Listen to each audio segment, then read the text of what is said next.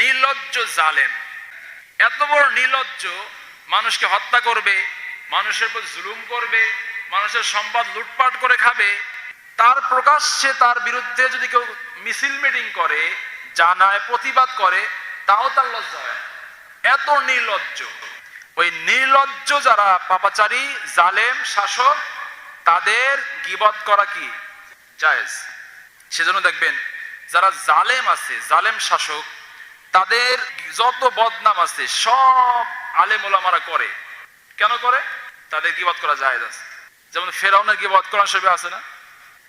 তাহলে যে যত বড় জালেম, তাকে বলার পরেও সে জুলুম থেকে ফেরে না, ফিরে আসবেও না, এরকম কোনো আশা করা যায় না যে ফিরে আসবে।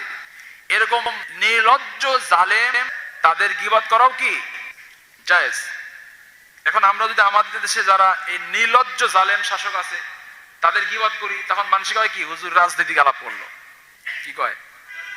হুজুর রাজনীতিক আলাপ করেন না। আরে ভাই, রাজনীতি আলাপ করেন না, আপনি এই কথা তো কুফরি কথা, এটা তো কোনো মুসলমানের কথা না।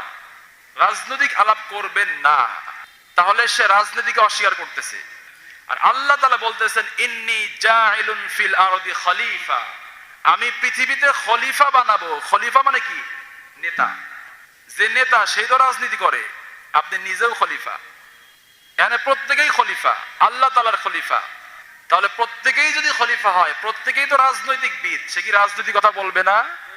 যদি কেউ বলে রাজনৈতিক আলাপ করবেন না, তাহলে সে কুফরি করলো।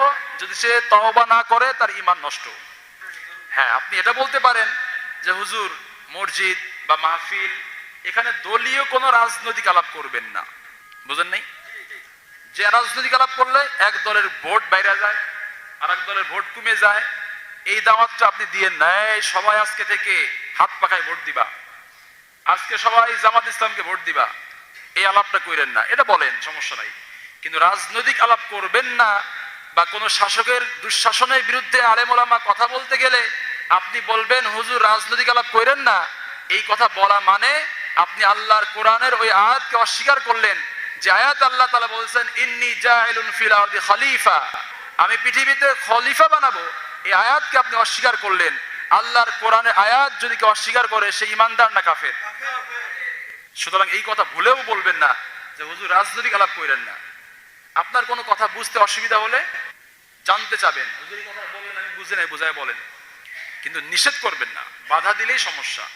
আপনার মতের বিরুদ্ধে একটা কথা যেতেই পারে, সেটা যদি কোরআনের কথা হয় আপনার মেনে নিতেই হবে, অস্বীকার করার কোনো সুযোগ নাই।